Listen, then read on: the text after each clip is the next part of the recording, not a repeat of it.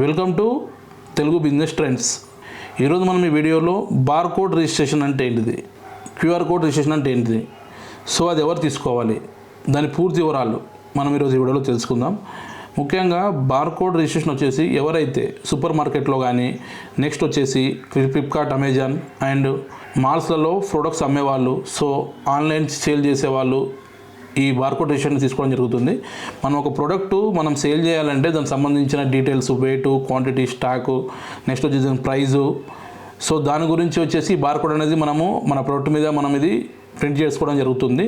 So దీని details మనం scan చేసినప్పుడు సో ఆ ప్రోడక్ట్ సంబంధించిన డీటెయిల్స్ అనేది ఎవరైతే పర్చేజెస్ అని సేలర్ కానీ వాళ్ళకి డీటెయిల్స్ అనేది ఆన్లైన్ సాఫ్ట్వేర్ ద్వారా వాళ్ళకి షో అవ్వడం జరుగుతుంది. సో ఈ సాఫ్ట్వేర్ ద్వారా షో అయినప్పుడు అది ఎంత స్టాక్ ఉంది, సో మనకి ఇది హోల్సేలర్ ప్రైస్ ఎంత ఉంది, రిటైలర్ ప్రైస్ ఎంత ఉంది, సో ఇది ఎక్కడి నుంచి వచ్చింది, సో దీని ఎంఆర్పి ఏంది, సో దీనికి సంబంధించిన పర్టికులర్ డీటెయిల్స్ అనేది ఈ స్కానింగ్ కోడ్ ద్వారా వాళ్ళకి తెలుస్తుంది. ఈ కోడ్ వచ్చేసి మనకి 89 సిరీస్ ఉంటుందండి బార్ కోడ్.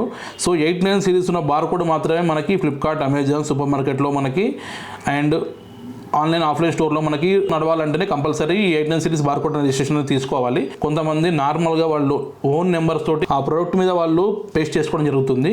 కానీ రిజిస్టర్డ్ బార్కోడ్స్ అనేవి సపరేట్ ఉంటాయండి. సో అవి వచ్చేసి మనకి 89 సిరీస్ బార్కోడ్స్. సో అవి మాత్రం గవర్నమెంట్ డిపార్ట్మెంట్ నుంచి మనకి రిజిస్ట్రేషన్ తీసుకోవడం జరుగుతుంది. సో ఆ బార్కోడ్స్ మాత్రమే మనకి ఈ ఆఫ్లైన్ ఆన్లైన్ స్టోర్లో మాత్రమే మనకు అలౌడ్ ఉంటాయి. సో వేరే బార్కోడ్లు మనం తీసుకున్నా కానీ అవి మనకు యూజ్ ఉండదు.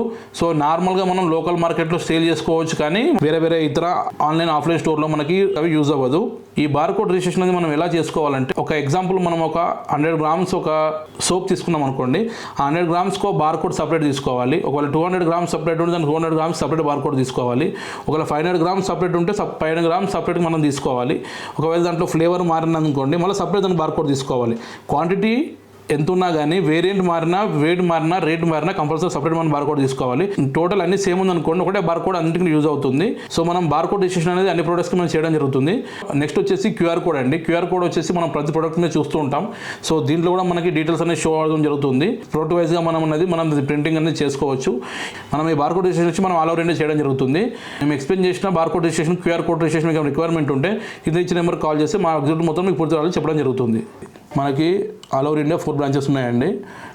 తెలంగాణలో వచ్చేసి హైదరాబాద్లో ఉంది, కర్ణాటకలో వచ్చేసి బెంగళూరులో ఉంది, ఏపీలో వచ్చేసి మనకు వైజాగ్లో ఉందండి, నెక్స్ట్ వచ్చేసి మనకు తమిళనాడులో చెన్నైలో ఉంది. చాలామంది మన వీడియోలు చూస్తున్నారు కానీ మన ఛానల్ ఎవరు సబ్స్క్రైబ్ చేయడం లేదు. మీరు లైక్, షేర్, సబ్స్క్రైబ్ చేస్తేనే మన వీడియో అందరూ తొందరగా రీచ్ అవుతుందండి. So please subscribe our channel Telugu business trends. Thank you.